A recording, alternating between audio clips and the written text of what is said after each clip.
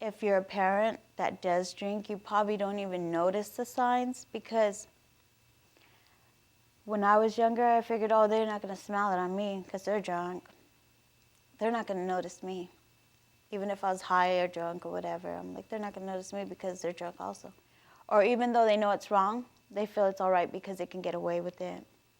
I would say open your eyes and see what's going on with them, and listen and be attentive, and don't condone it, you know. It's like if you feel that they're underage and drinking would be okay as long as they're under your supervision, it's not. Because that's how it starts. You know, if it's okay to do at home, it's okay to do outside the home, you know, and it doesn't work that way. My father stayed an alcoholic till 5 years previous to his death. And his philosophy, his mind thought was, look, I'll let my kids drink at home. I'll buy them weed to keep them at home, to try to keep them out of gangs. That was his philosophy. You know, it was his way of trying to keep us safe. I know a lot of parents want to be like, you know, cool and hip and, hey, yeah, let's have a drink. You know, you're not helping them. You're not. Honestly, you're not. Well, let's do it at our house. That way you're not going to drink and drive, and that way you're not going to, you know, go anywhere. Don't be their friend, but be a parent with boundaries. Just set the boundaries and let them know where you stand up front before it happens. I mean, I started at 12. You need to get them at like 11. Just let them know. Don't look the other way. Don't look the other way. I wish I had a little more authority in my life than, you know, and maybe I would have turned out to be a different person. Be open with your kid, be able to talk with them, and be nosy.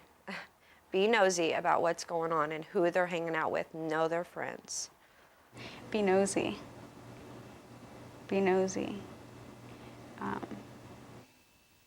Check where they're at with those parents. See what kind of parents those parents are. Because even if the other parents of the other children are good parents, those are the naive parents that don't know or figure their kids wouldn't do that. Those are the kids that are doing it. Just be nosy. Find out who they're hanging out with, because if they're drinking, nowadays they could be doing a lot worse. A lot worse. I mean, look at me. 20 years old right now. Slamming heroin. And it started because I drank. Because I was drinking, going out and partying.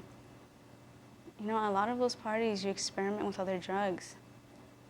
Maybe you, as a good parent, you're able to raise your child to say no.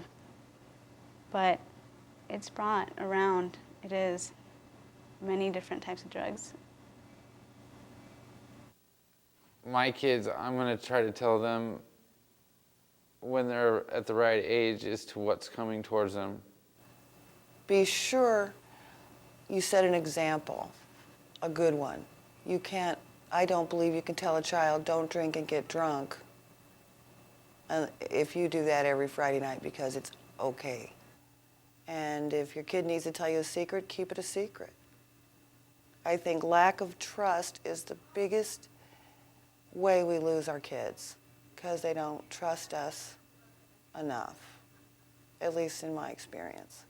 You never know what day is going to be the day that their kids are offered drugs or alcohol. So have a good relationship, open relationship, where you can talk to your child about that.